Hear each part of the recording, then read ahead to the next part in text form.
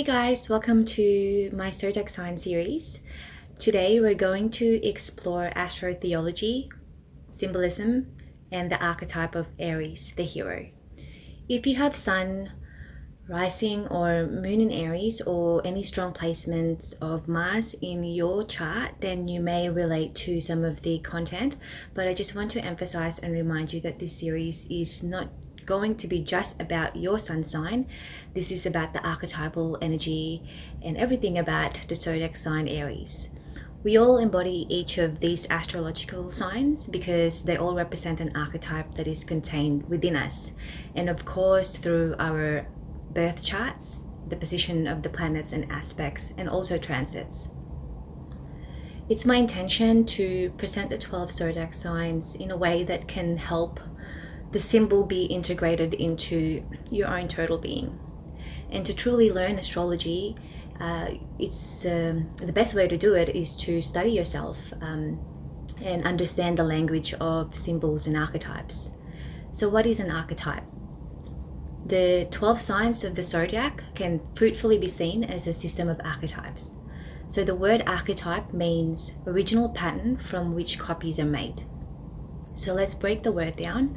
Arche means beginning or origin, and typos can mean pattern, model, or type. And I also just want to briefly touch on what astrotheology is. The word astro means star, and the word theology means the study of God. Since ancient times, man has worshipped deities associated with the heavenly bodies, the stars, the moon, sun, and over the ages, the ancients did not simply observe the movements of the celestial bodies, but they personified them, and they created stories about them that were recreated upon the earth. So let's look at all the zodiac signs, beginning with the first sign, Aries. Aries is the Latin word for ram, which is the first zodiac sign. So by extension, it rules both the season of spring, the first light of dawn, or the sun rising on the eastern horizon. So a new day.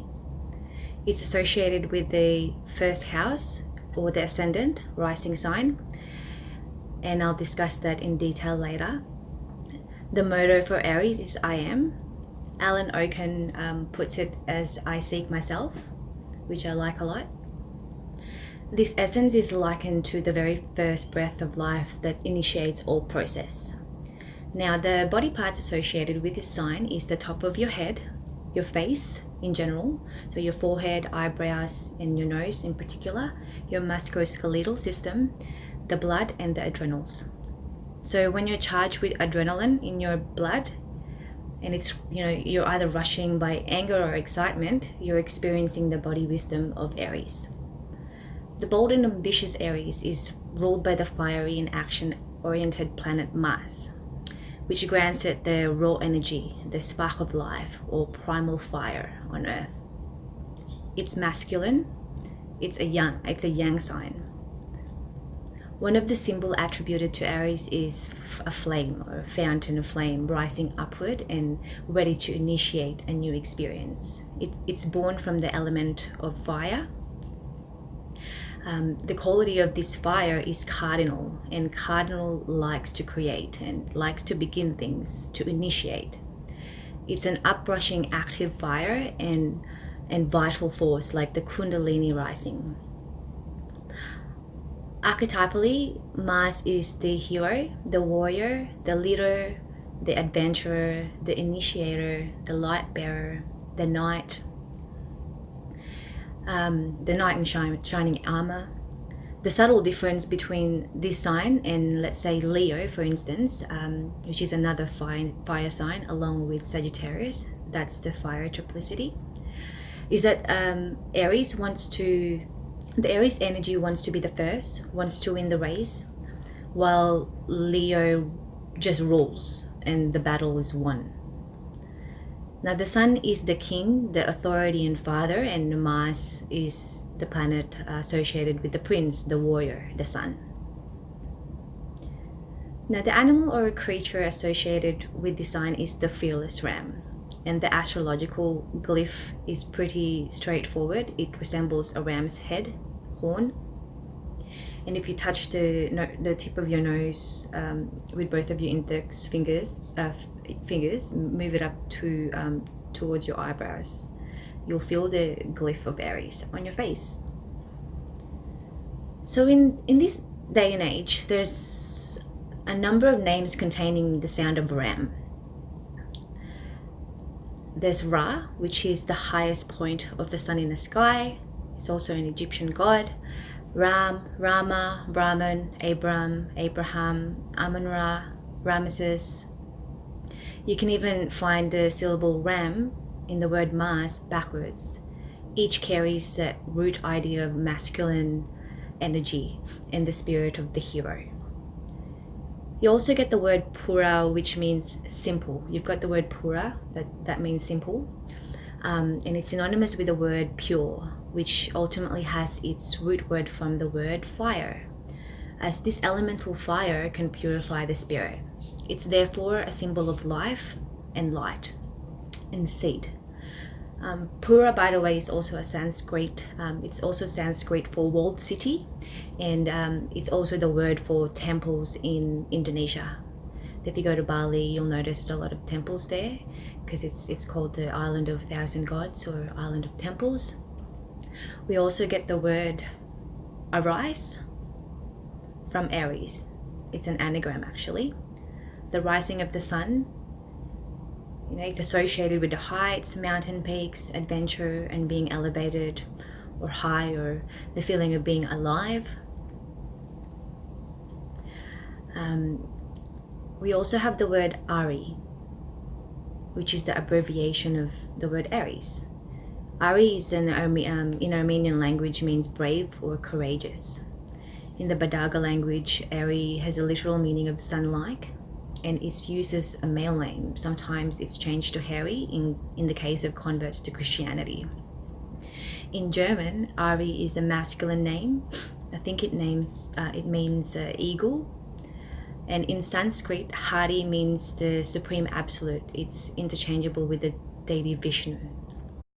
In my mother tongue, Tagalog, we also find the word Hari, which means king or kingly. And then you have the name Arya, which means honorable or the exalted one.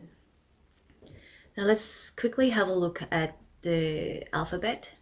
The first letter of the alphabet is A. It's alpha in Greek alphabet, and it was derived from the Phoenician and Hebrew letter Aleph, which connotes an ox or a leader, much like an Aries. The breath of life is also associated with the letter Aleph. It is also the first letter of the Hebrew word emet, which means truth. And in gematria, it represents the monad, the unity, the one God, unity, the great spirit, the still in eternity. There are many names for it. One echoes in all things. From Aleph, you also get the word Alps, which means, which can indicate higher place. It's also the sign, the tip of a mountain, Alps, and it resembles a phallic symbol as well. Aleph is also symbolic with the word alive. You also have words like panorama, paramount. It has ram in it, and it denotes heights, going up to the top and rising up. To be alive, we need to breathe. So Aries represents life force, your prana, your chi or ki, or your bioenergy. In yoga, because I practice yoga, breathing is really important. To breathe consciously is to help us to connect with the subtle energy within, because breath controls the body, the mind, and emotions. Did you know that there are 72,000 nadis, or channels or meridians, where the subtle energy flows through the body? Of the 72,000, there are 3 that are the most important: Ida, Pingala, and Shushmana. Ida and Pingala, or Pingala, represents the 2 opposite forces flowing in us. Ida is the passive, the introvert, and the feminine, It's also known as the Chandra or the Moon Nadi. And you have the Pingala on the other hand, which is an active extrovert and masculine, and also called the Surya or Sun Nadi.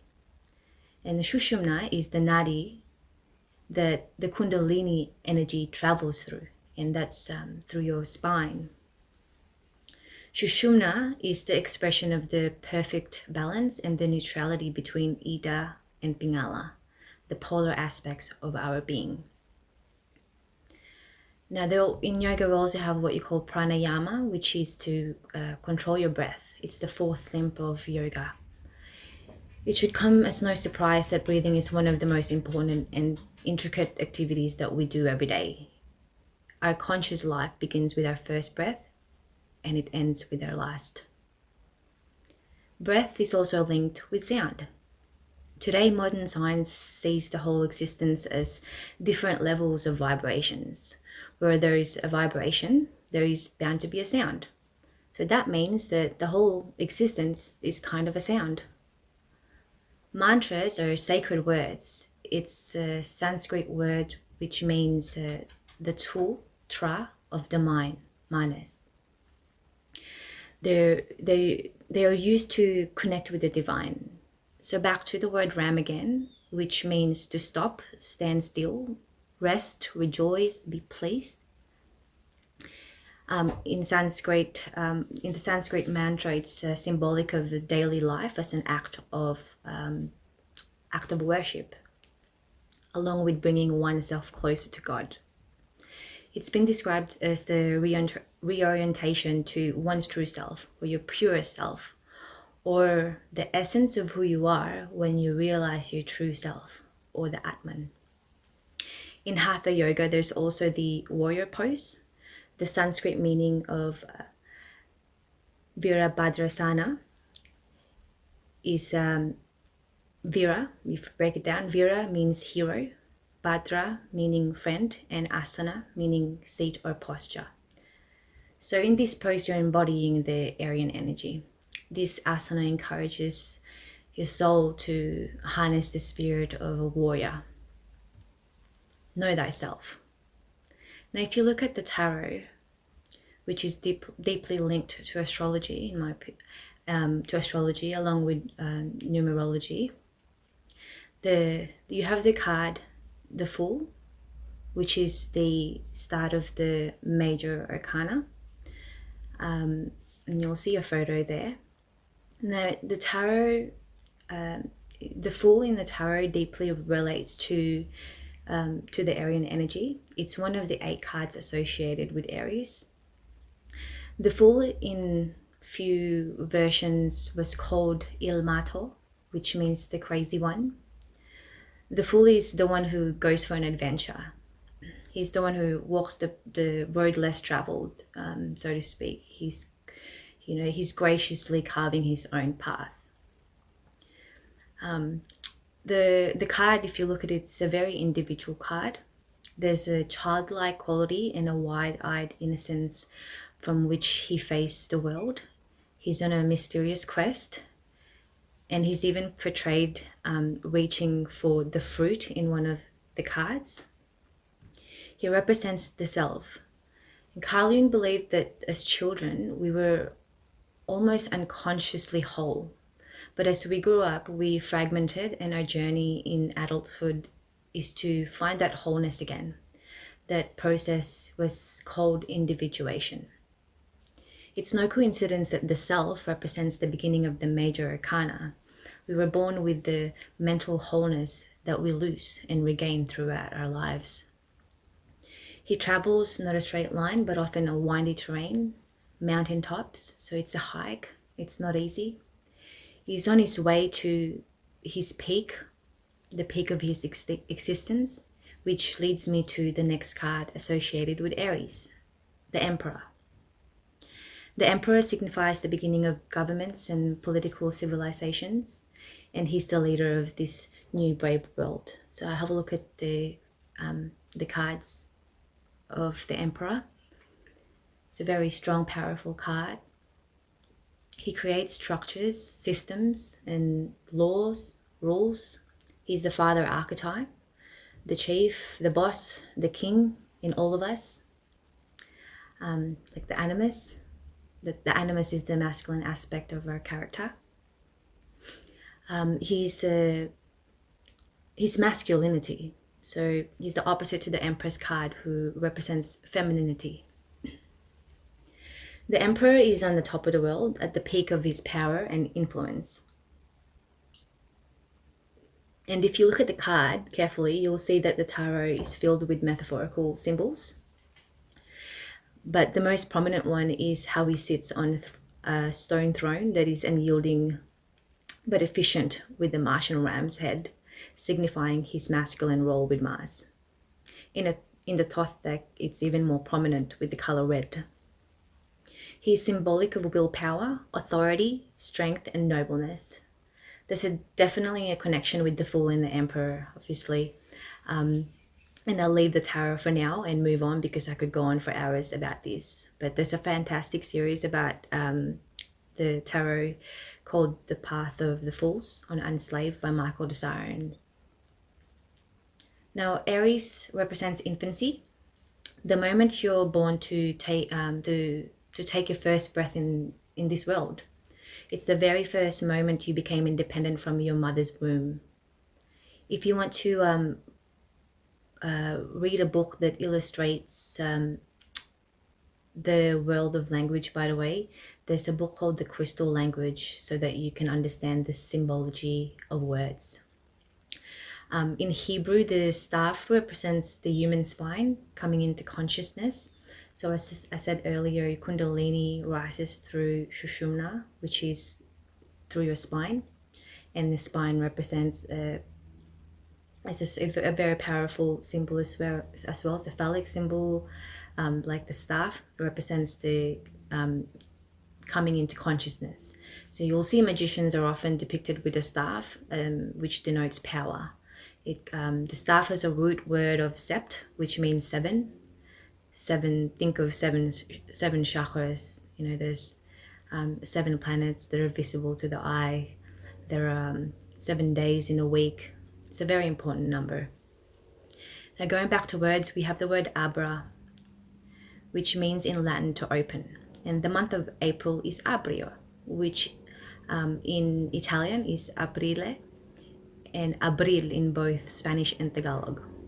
It's the month that opens the new season. Aries, having an affinity with the East, is also related to Easter or Ishtar, festive seasons, which takes place in the month of April. The magnificent horns of the ram have always been associated with the power of the sun and the vital rutting, competing, and generations of male. Rutting relates to the period of the year during which particular male animals are sexually active. In the rutting season, rams run at each other in a direct head-to-head motion. They lock their horns and rise up on their feet to crash down together. In the rebirth mysteries of the Great Mother, the god Hermes is the ram that sires a divine child who resembles the newborn sun and signifies the leading upward of the soul from the nocturnal darkness of the underworld. And in the mythological Greek god Ares, one of the 12 Olympians, he's equivalent to the Roman god Mars. Interestingly, though, Mars in Roman tradition doesn't have that fickleness that Ares possessed. He was the son of Juno.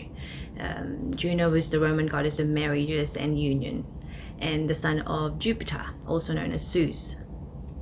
It's believed that Mars was originally an ancient chthonic god of spring, nature, fertility, and cattle. He later fused with the Greek god Ares and became a god of death and war as well. In his warlike aspect, Mars was offered sacrifices before combat and was said to appear in the battlefield accompanied by Bellona, a warrior goddess. Mars is a symbol of energy, action, and desire. It is the survival instinct and can be thought of as the leftover animal nature of human. Mars rules our animal instincts, for instance, aggression, anger, and survival. Our sexual drives are also under the domain of Mars. Now, in ancient Egypt, there is Amun-Ra, the solar god. Aries was associated with Amun-Ra, who was actually depicted as a man with a ram's head and represented fertility and creativity. And because it was the location of the vernal equinox, it was called the indicator of the reborn sun. During the time of the year when Aries was prominent, priests would process statues of Amun-Ra to temples. Aries acquired the title of Lord of the Head in Egypt, referring to its symbolic and mythological importance. The mythic ram is often clothed in golden fleece shining like the sun, evoking the treasure of sunlight consciousness, hard to obtain and prized in heroic initiatory quests. One of the most famous is the Greek story of the hero Jason, who wins the fleece after being swallowed and disgorged by the primeval dragon guarding it in the precinct of Hades, the underworld. In Vedic mythology, Agni, the Sanskrit word for fire, is a god of fire who carries his fire stick on the back of a ram. His name survives in the word ignite. The root of English word ignite is derived from Latin ignis, where you also get the word ignesco, to kindle or burn, ignio, to ignite, or igneous, which is fiery. The ancient Indian grammarians variously derived it from the root word aj, which in Sanskrit means to drive, and from agri, the root of which means first, referring to the first in the universe to arise, or fire.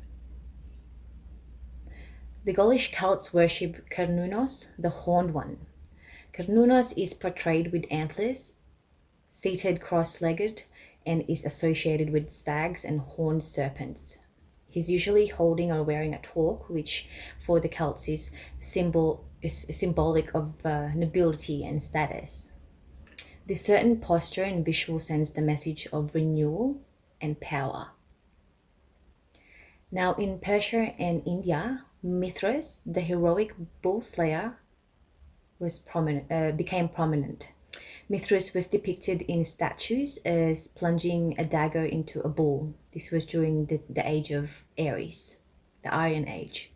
Mithras was part of a solar-based fire religion of which all initiates were men. It's patriarchy or a brotherhood. The origins of fire or light worship is a really fascinating subject. Anyways, every day we see and experience the rising of the sun, the outer light, which is synonymous with life. But as above, so below. So we also have an inner light we need to discover. And it can only be done by emerging into the underworld so that we can shine light into the darkness of our being. Just like nature has its seasons of darkness, and just like seeds need darkness to germinate, we need to go into our shadow, so to speak, and have, I have shared a few videos about this from Michael de Siren. It's a very important subject. So the hero's path is to bring a spark of life or light from the unconscious, the dead, the unworld, darkness, to the consciousness of being. It's a journey into our own underworld so we can slay the dragon within and walk in the light of truth. It's not hard to understand why the ram became sacred to so many people in ancient times. All these deities embodied the power of the honorable ram or its mighty horns, which bestows and expresses life, light, power, strength, energy, protection, fearlessness, vitality, and individuality. Now, as a side note, I just want to touch on the theme of movement, rhythm, and action through the form of fighting or dance. The term martial was derived from Mars. In Roman literature, he is portrayed as a protector of Rome, which was a nation thriving in battle. And he's also one of the 12 Olympian gods. Martial arts, which began as the arts of Mars, refers to virtually a number of combat disciplines from every corner of the world. So every region has their own version or rendition or adaptation specific to the specific to their particular area. Martial arts were originally defined as a set of techniques used for war because of its ancient ties to Mars of Rome. This definition adapted over time to also encompass self-defense, the protection of the self, and the mind-state warrior. In martial arts, Kung Fu, which is said to have an external and internal style, the latter focuses on qi or key manipulation. You have the traditional Chinese school of martial arts, such as the famed Shaolin monks. They often dealt with the study of martial arts as not just as a mean of self-defense or mental training, but as a system of ethics called martial morality. There's also wrestling, karate, judo, jiu-jitsu, got sambo as well. This one is a photo of Silambam. It's an ancient Sikh martial arts of Tamil Nadu, which is said to have influenced the Filipino martial arts called Eskrima. Maybe it's from older roots, we don't know. I'm a fan of George Martin's books. He's a student of history and he's a Tolkien fan like me. I did enjoy most of Game of Thrones. Anyway, I just want to quickly touch on Arya. He's one of my favorite characters. She was not afraid to speak up. She's feisty and she doesn't mind getting blood on her hands. She's a trained fighter. In battle, she was swift with her blade. Little needle. She resembles the Aryan energy to me the most, especially at the beginning of her character arc. She was a wild child and a tomboy. She was restless and was unable to sit still for lessons on how to be a lady of the court. And she's a girl who wanted to be a knight. She did not want to be called a lady at the start. She's the brave little girl who preferred to play with sticks and stones and embodied the warrior spirit. Anger was a potent force for Arya, but she was a fighter. She met adversity head on like a ram. In a world where everything we do is tied to who we are, her journey was to become no one, nothing, a nobody. A girl has no name. Her story is very powerful. She's also known as Ari, so going back to the start again, Ari, meaning honorable or the exalted one. And her other nickname is Stick Boy. The actress that played Arya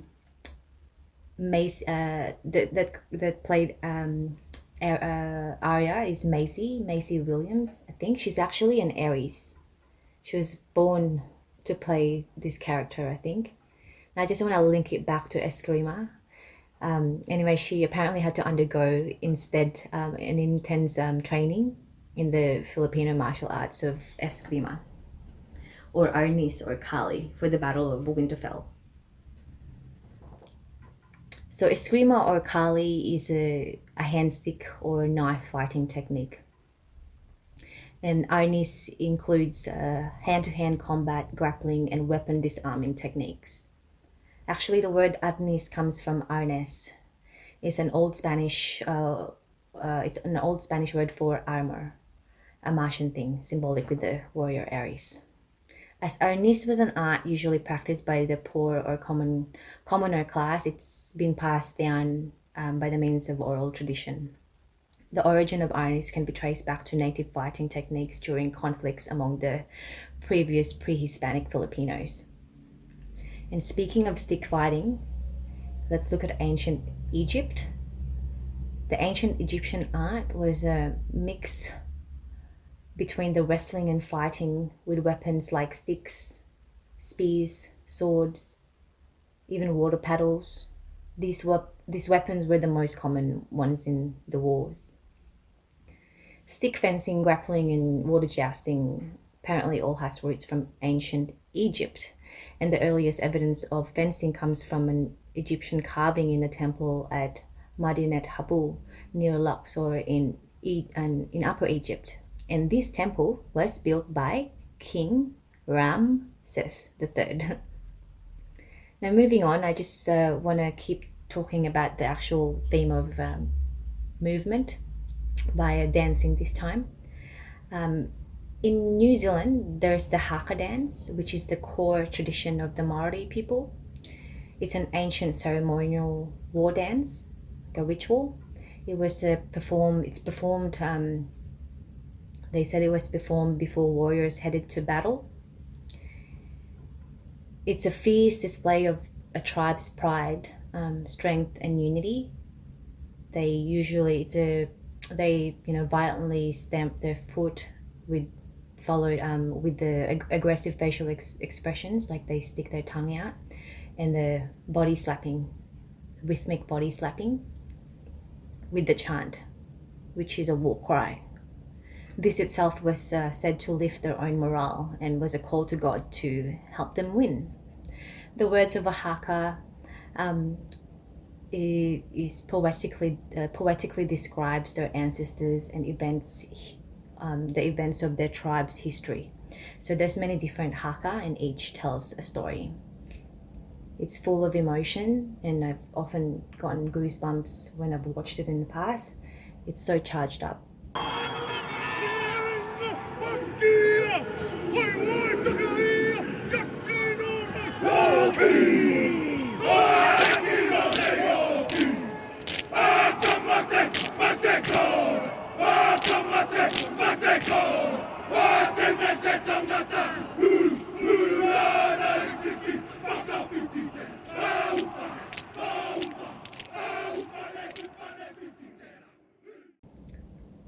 There's another dance, but in Bali this time.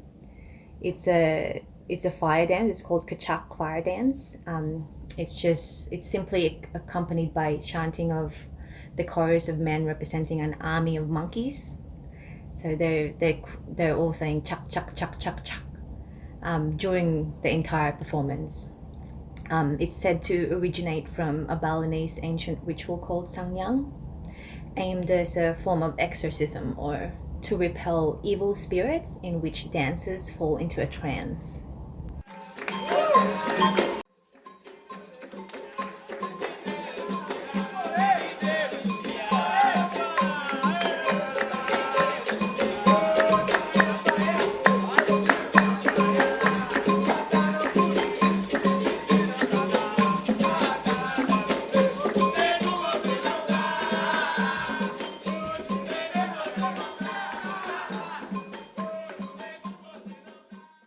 Then in Brazil, they have Capoeira.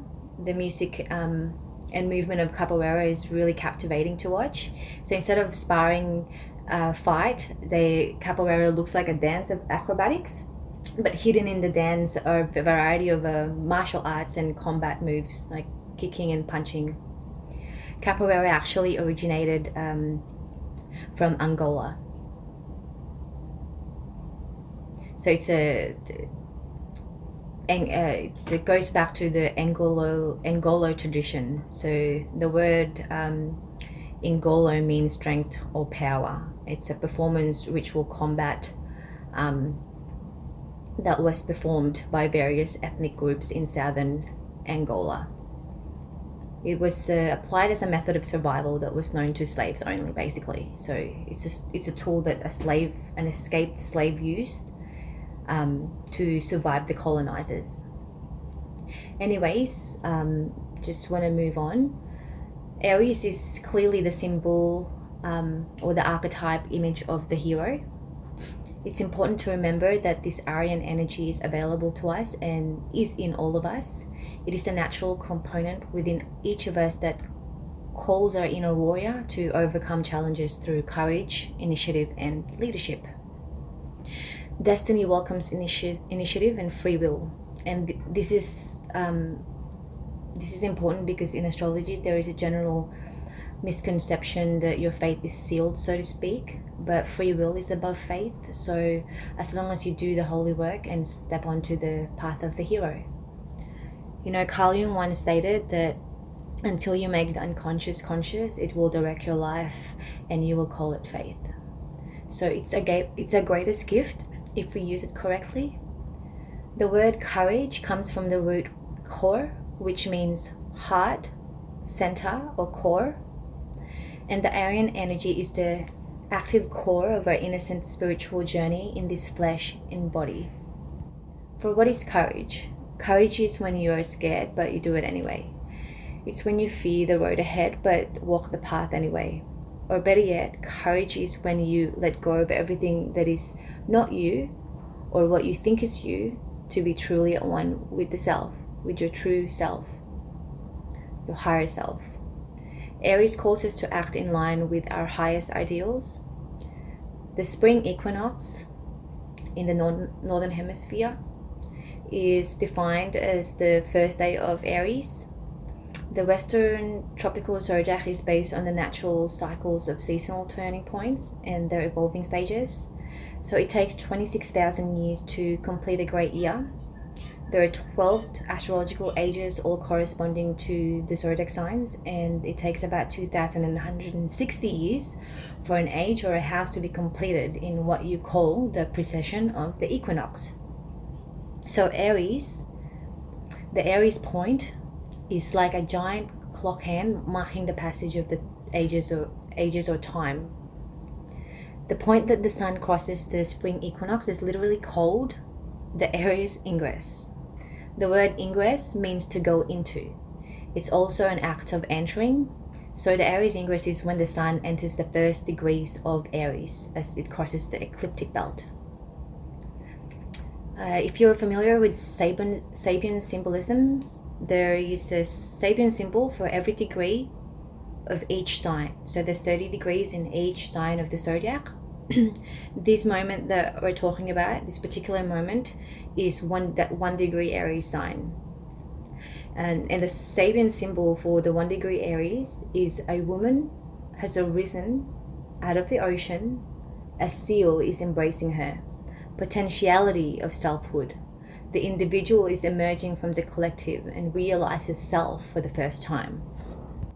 This actually led me to research the legend of the seal woman, or the Selkies, an Irish myth. Selkies mean seals, and the Selkies live as seals in the sea, but shed their skin to become human on land. There are many versions of the story centered around romantic tragedies.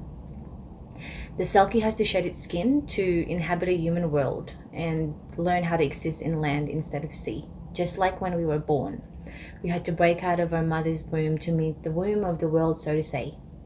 For that, you need air to breathe, and you need to transform yourself and shift your consciousness. As we all contain out of water and are part of the womb of the sea, emotions is how we relate, and the Aries symbol is focused on the process of shifting one's conscious to bring about transformation of the self. So you see, we need to integrate the Aries energy, and more specifically, the polarity axis of Aries and Libra as we set forth through our own heroic journey, wherever and whenever that may start for you. Aries and Mars is a symbol of the quest to express our individuality, to assert our real power, and to create vitality. It symbolizes beginning and the state of a beginner's mind. It has natural innocence and explosive power energy about it. In astrology, the conjunction aspect is actually associated with this archetype. Aries is the individual separate from the universe, raging forward into awareness of life with a feeling of awe and wonder and vitality, ready for the new to open doors leading to the mysteries of your existence. It represents the human will to survive against the odds. It's the spiritual warrior who knows that the only true battle is within. In the realm of personality, as a fire sign, there's a natural tendency for an Aries to be fiery and willful, courageous, to be daring, ambitious, inspirational, pioneering, and initiating. So a self-starter. Its fire tends to be released as fearless on the outside, but it's actually quite timid on the inside. There's a strong desire to move forward, pushing against all odds. In Aries, Mars is able to function in complete accordance with his competitive nature. So having a Mars in Aries in your chart denotes a strong placement. And Sun in Aries is said to be exalted. The term exalted denotes that the place where any of the planets are the happiest, where they can express themselves fully and harmoniously. Now, expressed as a shadow, however, its energy lacks persistence and stamina. It's reckless, it's impulsive and rather aggressive, and oblivious to others' emotions. They can be cutting, but and they can also get burnt out. So the shadow side of this sign can be balanced through expressing the Aries-Libra polarity axis, so embodying Libra by means of gaining balance, symmetry, diplomacy, justice, harmony, and social grace. In The Hero with a Thousand Faces, Joseph Campbell stated that the hero of yesterday becomes the tyrant of tomorrow unless he crucifies himself today. And as Carl Jung puts it, one does not become enlightened by imagining figures of light, but by making the darkness conscious. So Aries asks us to embody the search for the self, individualizing the self through the search for a separate identity. This becomes our quest in the outer world. Aries is what helps us develop a sense of selfhood or individuality. The path of self-discovery is instigated by creative new beginnings and a willingness to sacrifice for higher ideals. Through a motivation to manifest our soul, we can use the Aries energy as a purifying fire. This fire of aspiration helps us to express our willpower infused with divine awareness. This heroic life is not just about being an adventurer, but it's also about bringing spiritual impulses into concrete form. The self-aware Aries is always constantly striving to grow. And the ultimate aim of this archetype is to seed, to give out life energy and love so that this may be firmly implanted in the next zodiac sign Taurus, which brings about a sense of stability and help things grow. Thus, the new life energy embodied by Aries becomes available to the collective purpose of humanity. Now, the house of Aries. In astrology, the first house is the house ruled by Aries. This house is also the home of your ascendant or your rising sign.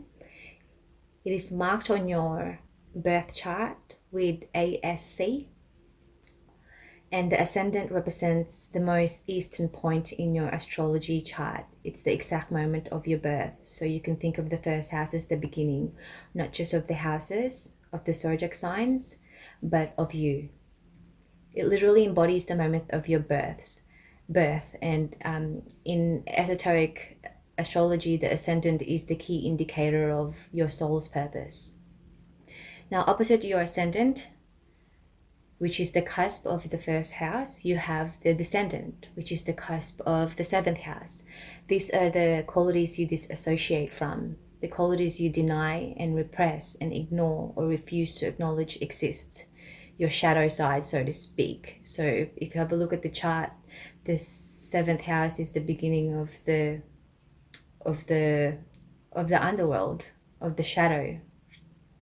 Anyways, going back to the ascendant, it's our primal energy that connects us to the sign of Aries and our first chakra. It speaks of the potential we possess to endure through any personal battles or ways in which we can avoid them. This house is the basic connection we have to our body and the incarnation we are in this moment. This is exactly why it is the most important window into our world of karmic debt and represents the level of ease or hardship we have to go through as our own hero in order to evolve in this lifetime and set foot on the dharmic path and leave the karma road behind. So in conclusion, to understand Aries is to ask one of the most important and existential questions in life, which is, who am I? Remember that the things we do, the clothes we wear, our positions and jobs and relationships that we have, and the degrees that we've acquired are not the real you. They're all but layers. It's our job to peel them off, so to speak, so that our true self can emerge. Once you're in the journey of selfhood, which only you can walk, you open the doors to the mysteries of life and your existence and your importance here. This is a hermetic principle, even individuation. So there's a need to descend down to our shadow side in order to ascend to our higher self. In this view of spiritual alchemy, making the philosopher's stone would bring enlightenment upon the maker and conclude the great work, the magnus opus, the holy work. There is a sense of lightness and openness to change that we need to embody to move through this life. The eternal journey where you need to learn how to balance the energies within you. To live the authentic life is to know thyself. This is, to me, is a reminder of an Aries archetype, know thyself. Every day we experience Aries through waking up and seeing the light of day. So embrace it like you should embrace every morning and every new day. Salute the sun like in yoga we have the Surya Namaskar, sun salutations. Now before I end, I just want to quickly go over a couple of influential people who embody the Aries energy through their sun sign. For example, we have Leonardo da Vinci and Vincent van Gogh. They're both an inspiration to me, and they're both artists and very individual people. In the film industry, you have Quentin Tarantino, Aries as well, who's a film director and a producer, writer. He produces movies that are oozing with the Aries energy. There are themes of violence, action, anger, and rage. He usually uses a lot of blood in portraying raw energy in his movies. Some examples are Pulp Fiction, Sin City, and Kill Bill. In Kill Bill, the sword is very prominent, which is a phallic symbol. But go see it for yourself. Watch movies like Pulp Fiction or 300. They all portray. 300 is not directed by Quentin Tarantino, by the way, but that movie resembles the Aryan energy. But you'll see the theme there anyways. It's very prominent. It's also good to see how advertisers in the media incorporate the Aries logo to incite fear or the feeling of excitement to acquire. The food industry also does this. They use the color red a lot to incite the feeling of hunger. It's a survival color. In the automotive industry, they've got a company called Ram. I don't really need to explain that further. Google it and have a look at their logo. Some companies like Suzuki, for instance, they've got a model called Ignis. So they use it for models as well. Ignis just means fire. The politicians, they use it as well. They use talismanic words to contaminate our emotions or to drive us into action. This is why it's very important to become symbol literate and to understand archetypes, to understand the mythos and the logos permeating in our culture and our day-to-day life. So we don't act unconsciously, because there are those who understand the psychology of mankind, the collective psychology as well. We need to understand that we don't need to willingly buy into things that are being sold to us. The Aries archetype can be used as a powerful means of breaking from the past and initiating new activities in our journey. So remember, it's an archetype, it's in all of us. And as Carl Jung claimed, there are a number of archetypes that we all share without necessarily having been taught them. So they're part of what he calls our collective unconscious and influence how we look at reality. And I just want to end this video with a quote from another individual who exemplifies this Aryan essence, and I have used his quote throughout this video already. Joseph Campbell. He's a professor, a writer, and an orator, known for his work in the fields of comparative mythology and comparative religion. I just want to say thank you for listening to this talk about Aries. I know it's been an in-depth analysis to the world of Aries, and I will continue this with the next sign, Taurus.